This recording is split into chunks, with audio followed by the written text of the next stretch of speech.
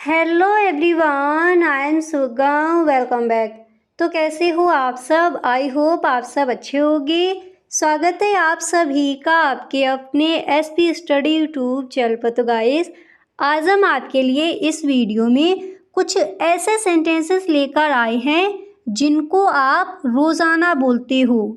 जिन sentences को हम रोज़ाना बोलते हैं उन सारे सेंटेंसेस को आज हम इंग्लिश में देखने वाले हैं। तो आप इस वीडियो में एंड तक बने रहें। Okay, let's begin. तो यहाँ पर जो आपका फर्स्ट सेंटेंस है तो वो मैंने यहाँ पर लिया है। जैसे आपको किसी से कहना है, क्या आप सारा दिन हमारे साथ बिताएंगे। फर्स्ट सेंटेंस क्या है? फर्स्ट सेंटेंस है आपका, जैसे आपको किसी से बोलना हो, क्या आप सारा दिन हमारे साथ बिताएंगे।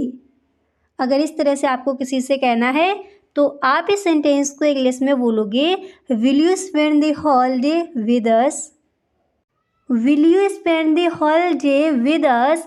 क्या आप सारा दिन हमारे साथ स्पेंड करेंगे, हमारे साथ बिताएंगे। क्या बोला जाएगा इंग्लिश में? हम इस सेंटेंस को इंग्लिश में बोलेंगे, will you spend the whole day with us.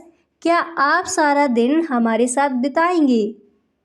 Okay, इस तरह से हम इस सेंटेंस को इंग्लिश में बोलेंगे। अब इसके बाद अगला सेंटेंस देखते हैं। तो यहाँ पर नेक्स्ट है, जिसे आपको किसी से कहना है, आओ बस में चलें। आओ बस में चलें। हम इस सेंटेंस को इंग्लिश में कहेंगे, लेट्स गो वाई बस। लेट्स गो वाई बस। चलो बस में चलें। क्या बोला जाएगा इंग्लिश में? हम इस सेंटेंस को इंग्लिश में कहेंगे, लेट्स गो वाई बस। आपको कहना है, आओ ट्रेन में चलें। आप इंग्लिश में बोलोगे, let's go why train. Let's go why train. आओ ट्रेन में चलें। ओके, इस तरह से। अब इसके बाद जो आपका अगला सेंटेंस है तो वो मैंने यहाँ पर लिया है। जैसे आपको किसी से कहना है, मुझे वैसा करने में खुशी होगी। मुझे वैसा करने में खुशी होगी। हम इस सेंटेंस को इंग्लिश में बोलेंगे, I will be glad to do so. I will be glad to do so. मुझे वैसा करने में ग्लैड होगी, मुझे वैसा करने में खुशी होगी।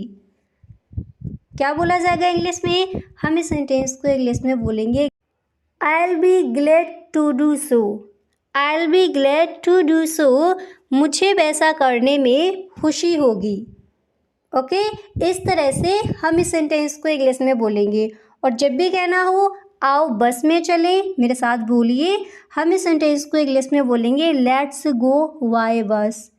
चलो ट्रेन में चलें, हम इंग्लिश में कहेंगे, लेट्स गो वाई ट्रेन। क्या आप सारा दिन हमारे साथ बिताएंगे।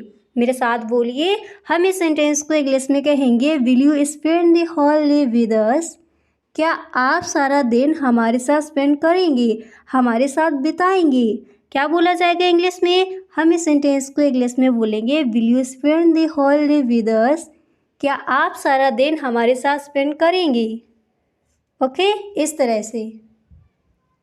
अब इसके बाद अगला सेंटेंस है आपका, जैसे आपको किसी से कहना है, कुछ ठंडा लीजिए। कुछ ठंडा लीजिए। अगर इस तरह से आपको कहना हो तो आप इस सेंटेंस को इंग्लिश में बोलोगे, please have something cold. Please have something cold. कुछ ठंडा लीजिए। क्या कहेंगे इंग्लिश में? हम इस सेंटेंस को इंग्लिश में बोलेंगे, प्लीज़ हैव समथिंग कोल्ड। अब इसी तरह अगला सेंटेंस है आपका, जैसे आपको किसी से कहना है, क्या आप ज़रा यहाँ आएंगे। क्या आप ज़रा यहाँ आएंगे। अगर इस तरह से आपको किसी से कहना हो तो आप इस सेंटेंस को इंग्लिश में बोलोगे, will you please come over here. Will you please come over here. क्या आप ज़रा यहाँ आएंगे। क्या बोला जाएगा इंग्लिश में? हम इस सेंटेंस को इंग्लिश में बोलेंगे, will you please come over here. Will you please come over here. क्या आप ज़रा यहाँ आएंगे। ओके, इस तरह से हम इन सेंटेंसेस को इंग्लिश में बोलेंगे। तो यहाँ तक आपने सारे सेंटेंसेस याद कर लिए। अगला सेंटेंस देखते हैं।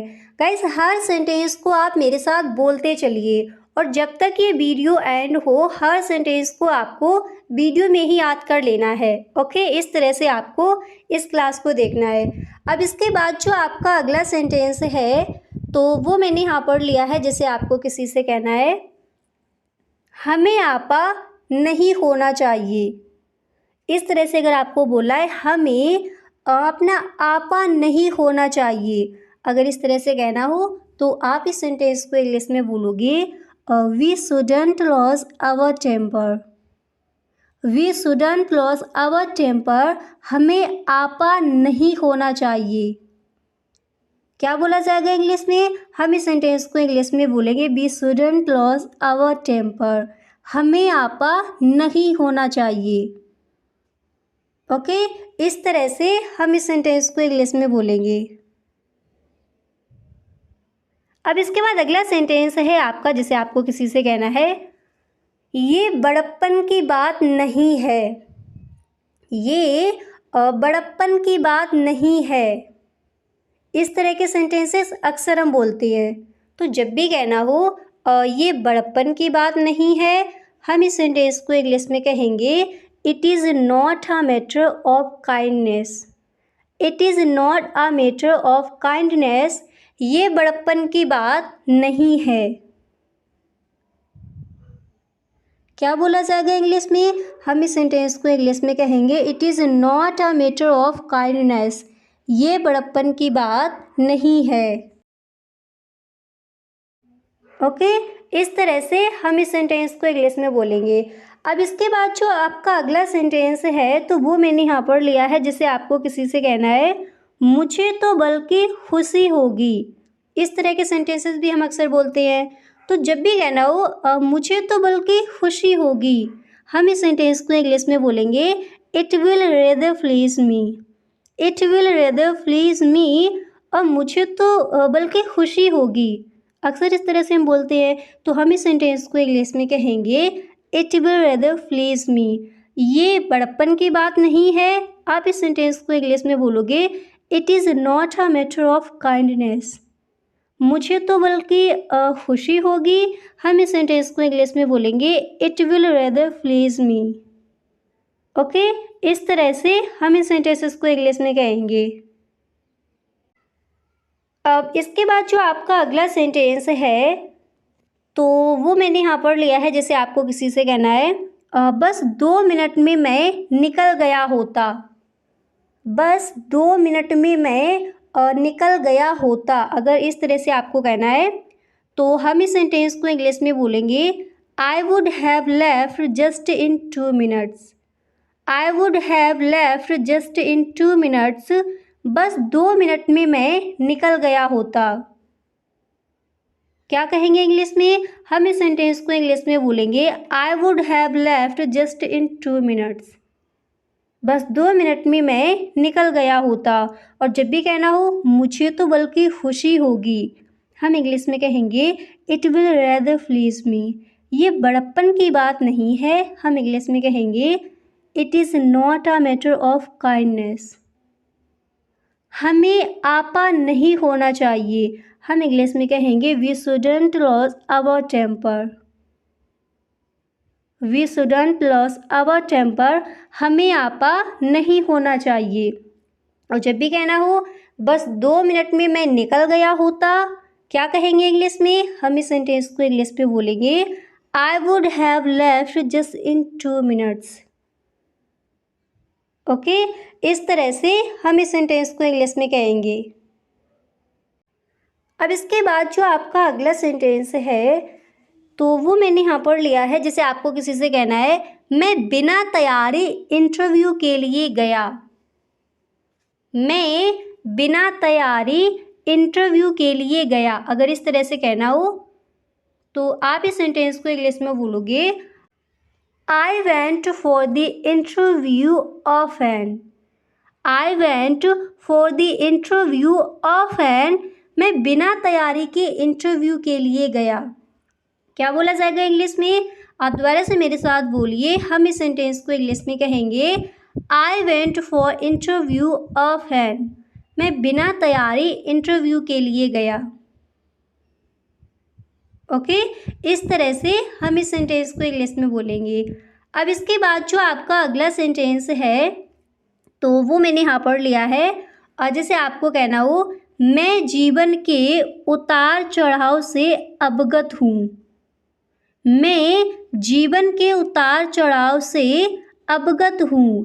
अगर इस तरह से आपको कहना हो तो हम इस सेंटेंस को इंग्लिश में कहेंगे I am familiar with the hands and tails of life. I am familiar with the hands and tails of life. मैं जीवन के उतार चढ़ाव से अवगत हूँ, फेमिलियर हूँ। क्या बोला जाएगा इंग्लिश में? हम इस सेंटेंस को इंग्लिश में कहेंगे I am familiar with the hands and tails of life. मैं जीवन के उतार चढ़ाव से अवगत हूँ। और जब भी कहना हो मैं बिना तैयारी के इंटरव्यू के लिए गया, हम इस सेंटेंस को इंग्लिश में कहेंगे I went for the interview of hand. Clear? इस तरह से। अब इसके बाद अगला सेंटेंस देखते हैं। अब यहाँ पर जो आपका अगला सेंटेंस है तो वो मैंने यहाँ पर लिया है, जैसे आपको किसी से कहना हो तुम मुझे मेरे जैसे लगते हो। अक्सर इस सेंटेंस को हम बोलते हैं।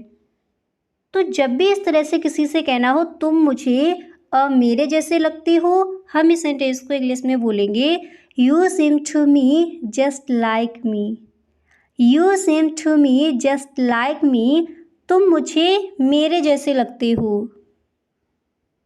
क्या कहेंगे इंग्लिश में? हम इस सेंटेंस को इंग्लिश में बोलेंगे you seem to me just like me.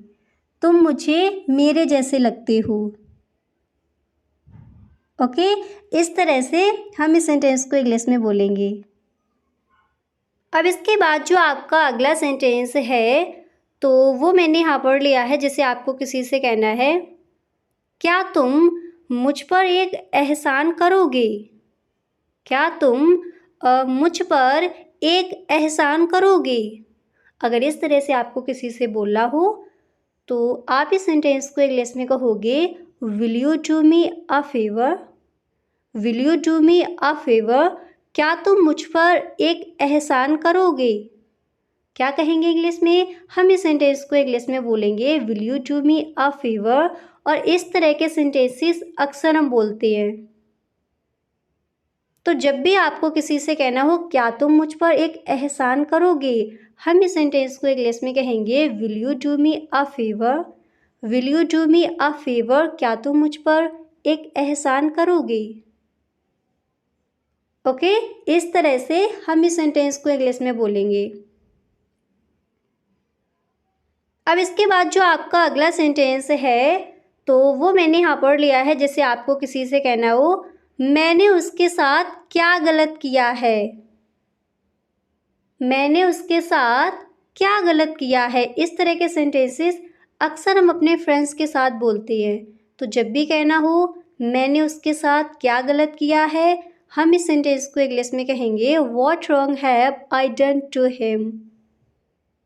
What wrong have I done to him.